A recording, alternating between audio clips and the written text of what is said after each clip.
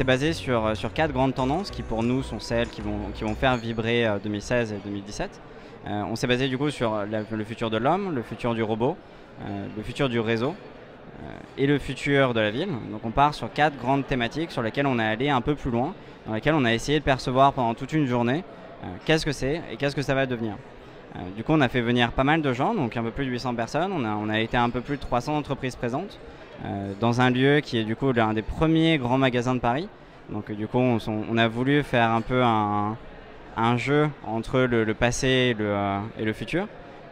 Et du coup voilà, donc la première édition de la Magic Keynote c'était vraiment un succès, on a eu rassemblé autant de personnes qu'on souhaitait.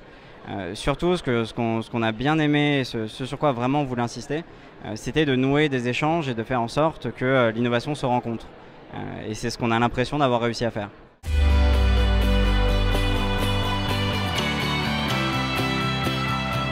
On est vraiment à un tournant, c'est que pour le coup on voit que l'innovation et la technologie va de plus en plus vite et va de plus en plus loin.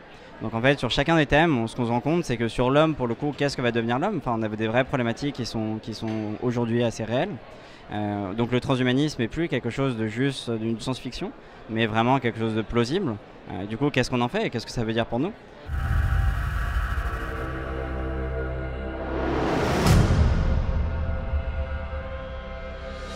Au-delà de ça, sur la ville, qu'est-ce qu'on va devenir et où est-ce qu'on va vivre et comment est-ce qu'on va vivre avec notre prochain?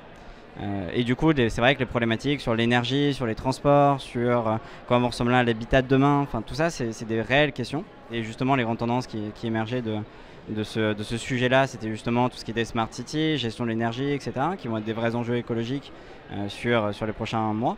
Et sur les deux autres parties, c'est vrai que le robot, c'est un peu le même principe. On se retrouve avec des problématiques qui deviennent de plus en plus tangibles.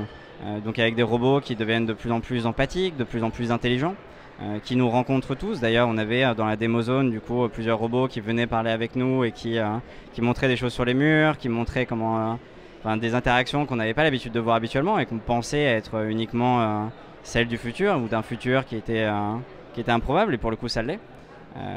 Et du coup, c'est vrai que sur le dernier schéma qui est sur le réseau, en fait, le monde est vraiment aujourd'hui, celui qui nous entoure est vraiment uniquement constitué de data.